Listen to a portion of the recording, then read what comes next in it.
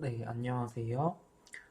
이번 동영상에서는, 어, 바로 새로운 단원을 넘어가기 전에, 어, 한번 최근에 나오고 있는 기사들 중에 우리가 배우고 있는 것과 조금 직간접적으로 관련이 있는 것을 중심으로 한번 간략하게, 어, 다뤄보도록 하겠습니다. 너무 그 교과서에 있는 내용만 공부를 하면 뭔가 너무 좀 지루하실 것 같기도 하고, 그래서 한번 이렇게 잠깐 쉬어가는 코너로 편하게 들으시면 되겠습니다. 지금 여기 화면에 보실 수 있는 첫 번째 기사가 미국이 무역전쟁의 표적으로 삼고 있는 게 중국이었다가 다음은 베트남인가? 라는 뭐 이런 기사가 되겠습니다. 어, 트럼프 행정부가 미국에 들어서면서 중국하고 굉장히 대립하고 갈등하는 경우가 굉장히 많아졌죠. 중국은 이전부터 그 세계 공장이라고 할 만큼 싼 인건비를 통해서 어, 굉장히 많은 물건들을 중국에서 생산을 하고 많은 국가들의 중국은 수출을 하면서 이익을 얻어 왔습니다. 이제 당연히 미국이 또 인구도 많고 소비자가 당연히 많죠. 그러니까 중국에서 만든 물건들을 미국에 팔면서 어, 중국에서 이제 흑자를 본 경우가 무역 흑자를 본 경우가 굉장히 많고 반대로 말하면 미국 입장에서는 중국한테 적자를 본 게 많다라고 할 수가 있겠습니다. 그래서 대표적으로 이제 그런 상황을 뭔가 막기 위해서 트럼프 행정부가 할 수 있는 게 이제 쉽게 생각할 수 있는 것처럼 우리가 구단에서 나왔던 테리프 관세와 같은 것처럼 그러면 이제 트럼프 행정부 입장에서는 미국에 들어오는 수입되는 중국산 제품에 대해서 관세 내일부터 내일 0시 기준으로 바로 뭐 200%, 뭐 400%막 이렇게 팍팍 때려버리면 누가 살려고 하겠어요. 그러니까 살려는 사람 없으니까 또 수입해오는 업자들도 수입 안 오게 될 거고, 그러면 자연스럽게 미국에 있는 자국에서 생산하고 하게 되면서 자국 일자리 늘어나고 고용 창출되고 뭐 하면서 이제 자국의 어떤 경제를 조금 더 활성화시키려고 하는 것이 어떤 굉장히 간략하게 말씀드린 트럼프 행정부의 어떤 전략이라고 할 수가 있겠습니다. 이제 그렇게 관세를 매기는 방법이 하나가 있고, 여기 지금 첫 번째 줄에 나와 있는 것처럼 환율 조작이 아니냐라고 미국에서 다른 나라들을 이렇게 어떤 지적을 할 수가 있습니다. 어, 주기적으로 미국은 중국이나 아니면 뭐 여러 세계 나라들이 저 나라 환율 조작한 거 아니야? 라는 것에 대한 어떤 근거와 어떤 객관적인 자료를 바탕으로 환율 조작국 리스트를 발표를 합니다. 어, 우리나라도 이제 그 환율 조작에 해당하는 이제 몇 가지 요건이 있는데 그 중에 이제 뭐 한두 가지 요건에 해당이 해서 우리나라도 계속 환율 조작국 중에 이제 가장 약한 레벨에 계속 들어가 있었어요. 왜 그러냐면 우리나라의 많은 기업이 어, 미국에 물건 팔고 우리나라도 계속 미국에 대해서 흑자 봤었으니까. 그래서 미국 입장에서는 그런 게 이제 눈에 가신 거죠. 이제 그래서 이제 관세 말고 두 번째로 쓰는 조치가 무역 전쟁이라고 하면 하긴 좀 그런데 아무튼 뭔가 좀 그 조치를 취하는 게 미국 입장에서는 니네 나라 환율 조작하는 거 아니냐라는 것입니다. 어, 그 고등학교 때 혹시 경제 과목을 배우신 분이나 아니면 외환 시장에 대해서 혹시 한번 들어보신 분들은 이게 조금 더 이해가 잘 되실 텐데 어, 우리나라 1달러가 우리나라 1,000원일 때보다 1달러가 우리나라 돈으로 2,000원일 때, 즉 우리 환율이 높을 때, 어, 우리나라 기업들이 해외에 수출하는 게 더 쉬워집니다.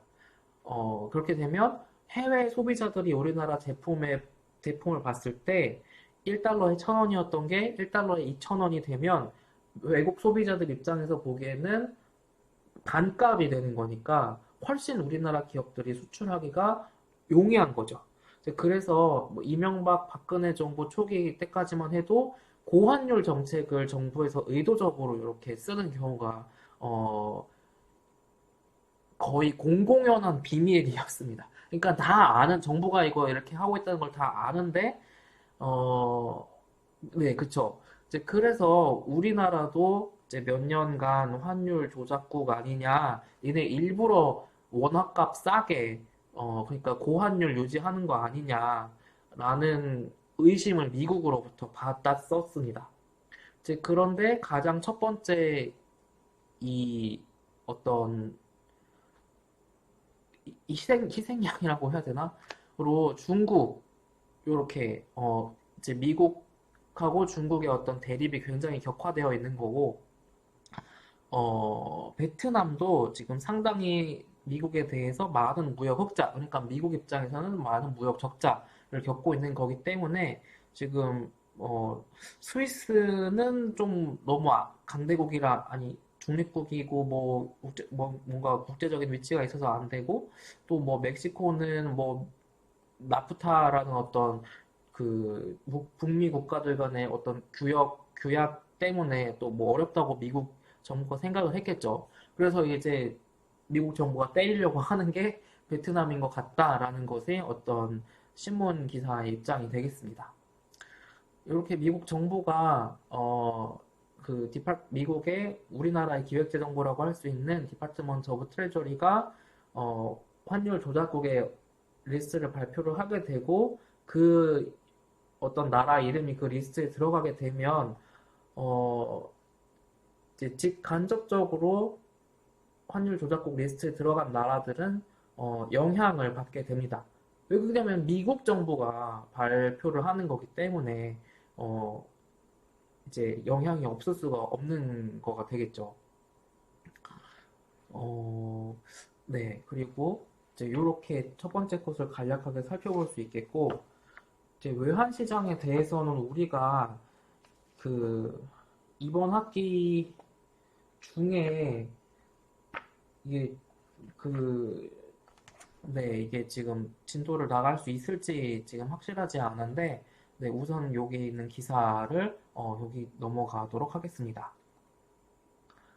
그리고 요 두 번째와 세 번째 기사는 이게 음, 이렇게 하는 게 맞냐, 틀리냐라고 접근을 하시기라기보다는, 우리가 이전 단원들에서 배웠던, 어떤 경제학자가 이 고위 공무원들한테 뭔가 경제 정책에 대해서 조언을 한다고 하더라도, 이제 그게 그대로 받아들여지지 않는다라고 한번 언급이 있었고, 이제 그런 대표적인 사례가 될 것 같아서 두 번째와 세 번째 기사를 뽑아봤습니다.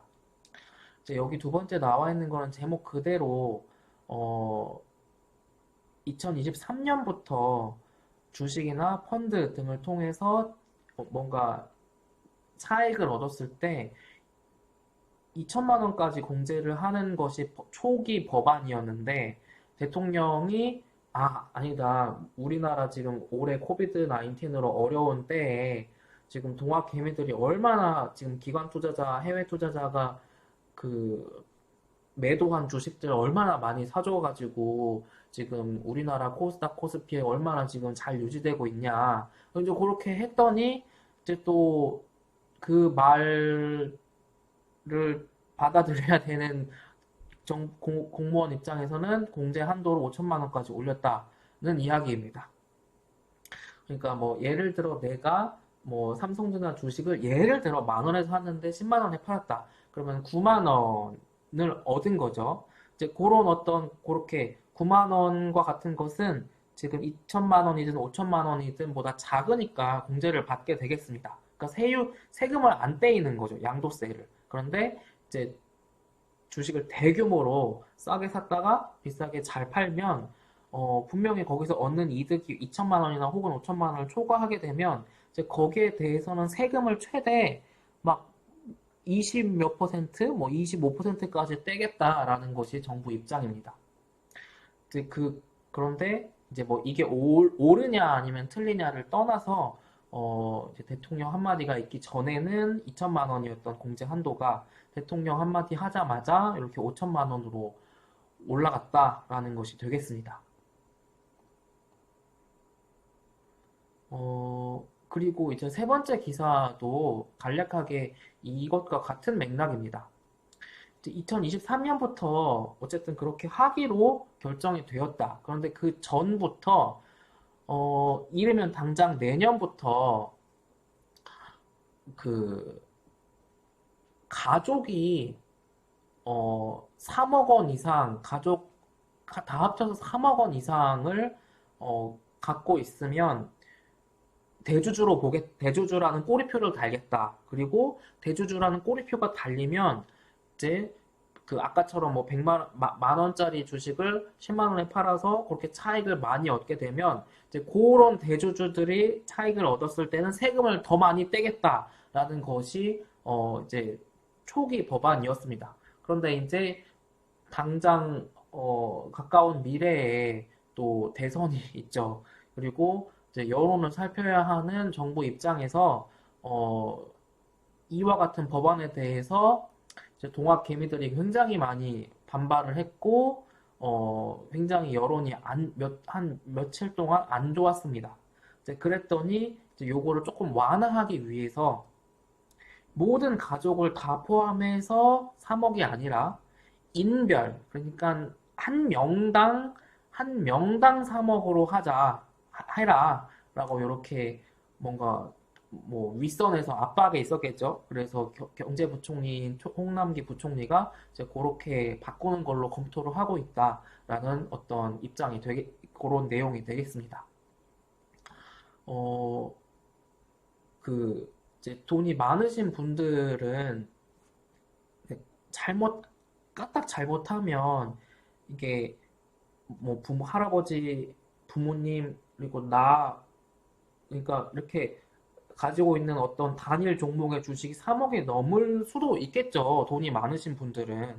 그러니까 굉장히 어떤 동학 개미를 굉장히 뭔가 화나게 하는 그런 이슈였고, 이러한 이슈에 대해서 이제 정부가 또 입장을 며칠 만에 또 이렇게 바꾸게 되었다는 것입니다.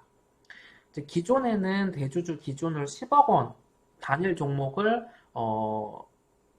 이렇게 어떤 직계존배속이 다 합쳐서 10억 원 이상을 들고 있으면 대주주라는 꼬리표를 달았던 것을 이제 그거를 확 낮춰서 3억 원으로 낮추려고 했었는데 이제 그러한 것에 대해서 개미 투자자들이 상당히 좋지 않게 반응을 했고 이와 같은 여론에 정부가 쉽게 말하면 떠밀려서 이제 기존의 어떤 법안을 또 다시 하려던 것에서 수정을 또 해서 세대별 합산에서 개인별 합산으로 바꾸기로 했다라는 두 번째와 세 번째의 그런 어떤 맥락, 기사들의 어떤 옳고 그름을 판단하기는 조금 이게 지금 진행되고 있는 문제고 이제 약간 어떤 정치적인 이슈도 있기 때문에 조금 민감하고 이제 어떤 우리가 배웠던 거 정도에 대해서만 어떤 맥락인지만 이해를 하시면 되겠습니다. 네, 그러면 이번 동영상은 이렇게 잠깐 쉬어가시는 코너로 여기까지 이슈에 대해서 간략하게 살펴보도록 하겠습니다.